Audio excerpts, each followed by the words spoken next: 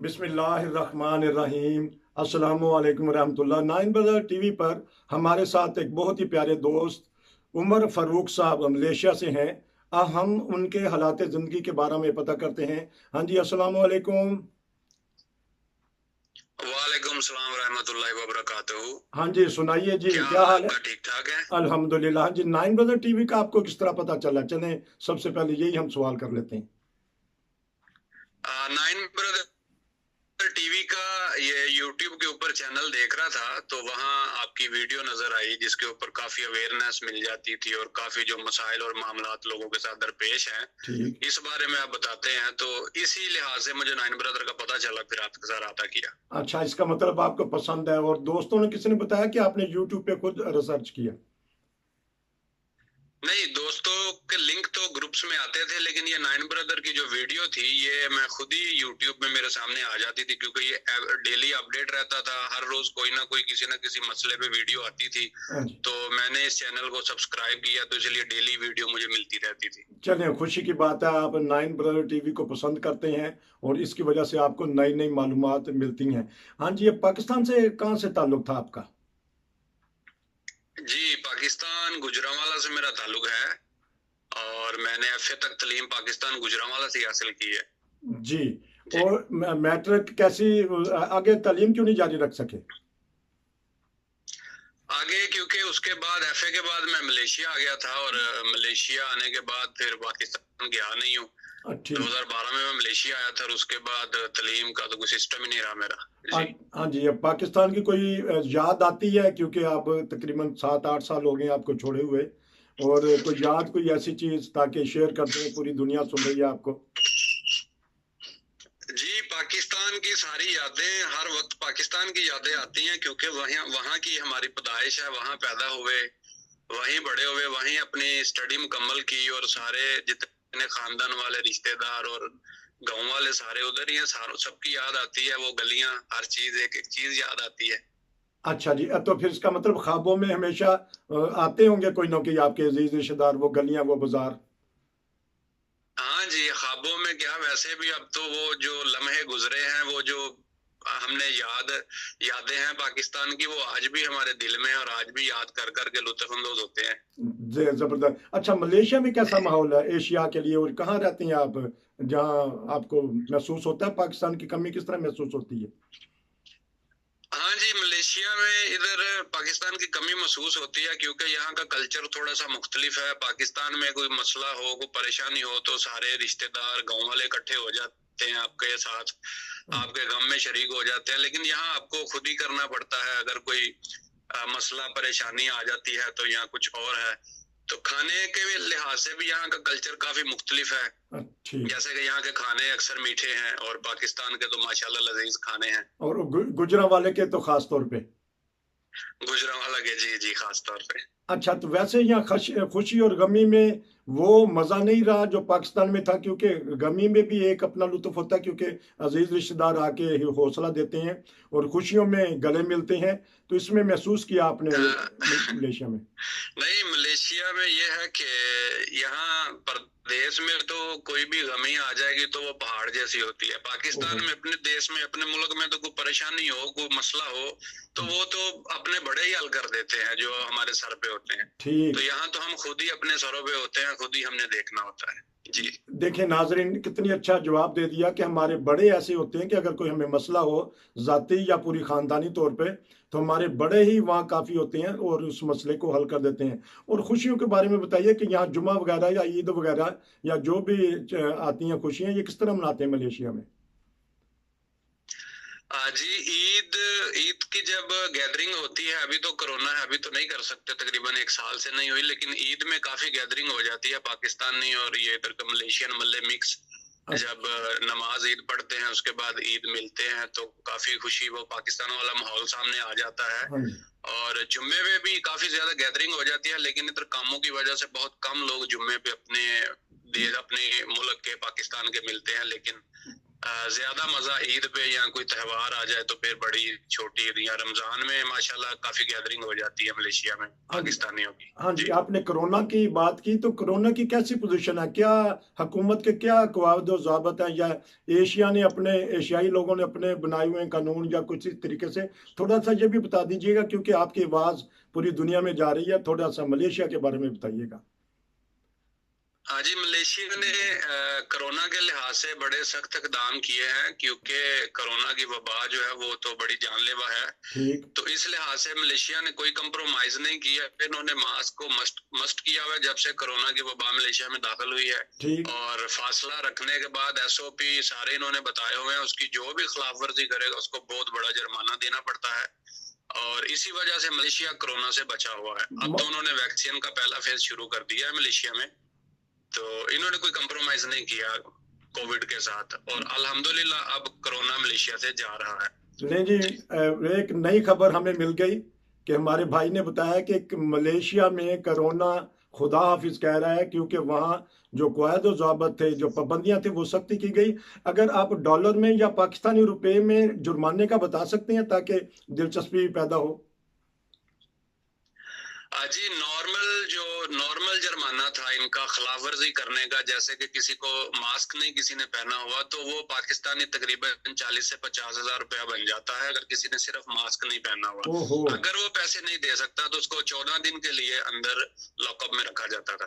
اچھا، یہ ان کا قانون بن گیا. یہ دیکھیں کتنی اچھی بات بتائی آپ نے کہ ملیشیا کی حکومت نے اتنی سختی کی ہے کہ اگر کوئی ماسک نہیں پہنے گا تو آپ نے بتایا جرمانہ ہے، پھر اس کے بعد قید بھی ہے. گو کہ حالانکہ یورپ اس معاملے میں سختی کرتا ہے لیکن پھر بھی اتنی سختی نہیں جتنی آپ نے بتا دی. اور اس کے علاوہ کہ کیا اثر پڑا ہے معاشرے میں یا گلیوں میں، بازاروں میں اس بیماری کی وجہ سے؟ اس بیماری کی وجہ سے کافی، جو پہلے لوگوں کی کراؤڈ ہوتا تھا باہر، جسی بھی آپ شاپنگ مال میں چلے جائیں وہاں کراؤڈ نہیں ہے. SOP فالو ہو رہی ہے اور بہت کم لوگ گن کے کسی بھی شاپ کے اندر یا مال کے اندر جانے دیتے ہیں. جب کچھ لوگ آؤٹ ہو جاتے ہیں تو پھر نئے بندے انٹر ہو سکتے ہیں. اور بزنس بہت لاس ہو گیا ہے. بزنس جو تھا اس کرونا کی وجہ سے جو چل رہا تھا، جو عام بندہ اچھے خاصے پیسے کما رہا تھا، ہاں جی، کچھ بزنس تو کلوز ہو گئے ہیں، وائنڈ اپ کر دیا انہوں نے، چلے گئے ہیں واپس. اور کچھ جو ہے وہ تھوڑے تھوڑے چل رہے ہیں. ریسٹورینٹ کو بہت نقصان ہے اور ابھی انہوں نے ٹائم رکھ دیا ہے صبح 6 بجے سے لے کر رات 12 بجے تک ریسٹورینٹ چل سکے. جب لاک ڈاؤن تھا، مکمل لاک ڈاؤن تھا، تو صبح 8 سے رات 8 بجے تک. ویسے یہاں 24 گھنٹے ریسٹورینٹ کھلے رہتے تھے. تو اس وجہ سے ملیشیا گورنمنٹ کو بھی کافی لاس ہوا ہے اور ادھر کے جو بزنس مین ہیں ان کو بھی کافی لاس ہوا. چلیں، یہ آپ نے کرونا کی اچھی بات بتا دی. اور ہم اس کرونا کے بارے میں آخری سوال یہ کر لیتے ہیں کہ ہم یہ کہہ سکتے ہیں کہ دنیا میں سب سے پہلا ملک جو ہوگا وہ اسلامی ملکوں میں وہ ملیشیا ہوگا، کرونا سے نجات جو حاصل کرے گا. جی، ہم ایک ذریعے سے تو یہ کہہ ہی سکتے ہیں کہ دنیا کا جو پہلا اسلامک ممالک ہوگا ان میں سے ملیشیا نمبر 1 پہ ہوگا کہ جس کو کرونا، جس کی بہت جلدی جہاں سے خیر باد ہو جائے گا. چلیں، اللہ تعالیٰ کرے ایسا ہی. اور آپ نے یہاں آ کے سیکھا، کیونکہ پاکستانی معاشرہ بھی دیکھا، یہاں بھی آپ نے آ کے سیکھا کہ وہاں قانون کی پابندی کی جاتی ہے اس میں آ کے. اور مجھے بتا دیجیے کہ آپ 2012 میں آئے. جی، میں 2012 میں ملیشیا آیا تھا. اچھا، تو آج کل کیسی پوزیشن ہے وہاں آپ کے اسٹیٹس کی؟ آج کل کام بہت مشکل سے ملتے ہیں. پہلے کام بڑے آسانی سے مل جاتے تھے کیونکہ بزنس زیادہ تھے. ٹھیک. لیکن اب کرونا کی وجہ سے بہت بزنس بند ہو گئے ہیں اور ٹورسٹ بھی جو ہیں وہ تو آتے ہی نہیں. تقریباً 1 سال سے ٹورسٹ ان کا ایئرپورٹ بند ہے. ویسے تو فلائٹیں چلتی ہیں لیکن ٹورسٹ بین ہے. اور یہ countries Thailand, Malaysia, Indonesia, یہ کنٹریز زیادہ تر ہوتی ہیں ٹورسٹ پہ ڈپینڈ. ٹھیک. تو اس لیے بزنس ختم ہے. تو ہم لوگوں کو کام ڈھونڈنے میں، یا جتنے بھی ادھر پاکستانی ورکر ہیں ان کو کام ڈھونڈنے میں بہت پریشانی ہے ان دنوں میں. جی، یہ بتا دیجیے گا کہ کیا سٹیٹس ہوتا ہے، کس طرح کام کی اجازت ملتی ہے؟ اور آپ کو اجازت ہے، یا آپ نے بتایا کہ آپ کے بھائی صاحب بھی آپ کے ساتھ رہتے ہیں، ان کو کس بیس پہ اجازت مل گئی؟ جی، کام جو ہے وہ صرف ورک پرمٹ والے کو مل سکتی ہے. وہ بھی ان کے سیکٹر ہوتے ہیں، کیٹیگریز ہوتی ہیں. جیسے کہ کنسٹرکشن ورکر ہے وہ صرف بلڈنگ کی کنسٹرکشن کا کام کر سکتا ہے. اور پلانٹیشن ورک ہے وہ جو ان کے درخت اور جنگل کاٹنے کے لیے جو ان ٹھیک کو لیبر چاہیے ہوتی ہے. یہ 2 کیٹیگریز کی یہ پرمٹ دیتے ہیں. تیسرا ایک سیکیورٹی کا ہے لیکن وہ صرف نیپال والوں کو الاؤ ہے, وہ نیپال سیکیورٹی کر سکتا ہے. اس کے علاوہ کسی اور سیکٹر میں کسی کیٹیگری میں کسی کو کوئی اجازت نہیں کہ وہ کام کر سکے. اور یو این والے جو ہیں وہ تو بالکل بھی کسی بھی کیٹیگری میں کام نہیں کر سکتے, ان کو کوئی اجازت نہیں کام. اچھا, جی تو آپ کو کام کی اجازت ہے یا ابھی اجازت نہیں ملی آفیشل؟ نہیں نہیں, ہمیں کوئی کام کی اجازت نہیں, ہم کسی قسم کا کوئی کام نہیں کر سکتے. تو کن لوگوں کو اجازت مل جاتی ہے جنہوں نے وہاں اسائلم کے کیس کرائے ہیں؟ آیا ان کے اگر کیس پاس بھی ہو جائیں پھر بھی ان کو اجازت نہیں ہے کام کی؟ نہیں, ملیشیا کا کانٹریکٹ ہی نہیں ہے ملیشیا گورنمنٹ کا یو این کے ساتھ. انہوں نے صرف ٹیمپریری سٹے کرنے کے لیے اجازت دی ہے کہ آپ ریفیوجی یہاں ٹیمپریری رکھ سکتے ہیں جب تک یہاں ان کی ہوم کنٹری کا مسائل حل نہ ہو, یہاں آپ ان کو تھرڈ کنٹری میں نہ لے جائیں. لیکن کام کی انہوں نے بالکل بھی اجازت نہیں دی, صرف سٹے کی اجازت ہے. اچھا, یہ صرف سٹے کی اجازت, کیونکہ یورپ میں ہے جو کسی نے اسائلم کرایا ہے تو اس کو کام کی اجازت بعض دفعہ مل جاتی ہے اور اکثر لوگ کام کر لیتے ہیں. تو اگر آپ کے بھائی صاحب کام کر رہے ہیں تو ان کو کس بیس پہ پھر اجازت ملی ہے؟ جی, ان کے پاس ویزا ہے, ورک پرمٹ, کنسٹرکشن ورکر ہیں وہ, ٹھیک تو وہ کنسٹرکشن کی بیس پہ کام کرتے ہیں. جی ٹھیک ہے. اور اس کے علاوہ کہ موسم کیسا ہے ملیشیا کا, تاکہ یہ 1-2 منٹ ہے ہم ہلکا سا انٹرویو کر لیتے ہیں. موسم کیسا ہے پاکستان کی نسبت یا یورپ کی نسبت؟ جی, یہاں کا جو موسم ہے وہ 12 مہینے ہی گرم ہی رہتا ہے, لیکن اتنی زیادہ گرمی شدید نہیں ہوتی کہ جس میں انسان رہ ہی نہ سکے, جیسے کہ پاکستان میں جون جولائی کی گرمی ہے. ٹھیک, اس سے کافی بہتر ہے ملیشیا کا موسم, آپ ان کے موسم میں سروائیو کر سکتے ہیں. جی ہاں جی. یہ اب ہم آپ سے اس چھوٹے سے پارٹ سے اجازت لیں گے, تو پھر نیکسٹ پارٹ میں آپ سے مزید معلومات لیں گے کہ ملیشیا میں ایشیائی لوگ کس طرح رہ رہے ہیں, کس طرح رہنا چاہیے, کون کون سے قوانین ہیں, کن کی پابندی کرنی چاہیے. آپ نے بہت اچھا بتایا, بہت خوشخبری بتائی کہ ملیشیا سے جلد ہی کرونا ختم ہو جائے گا کیونکہ وہاں قانون کی سختی سے پابندی کی جاتی ہے. آپ کا بہت بہت شکریہ.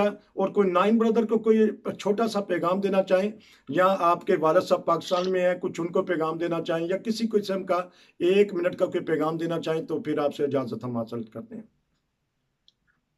جی, بہت شکریہ.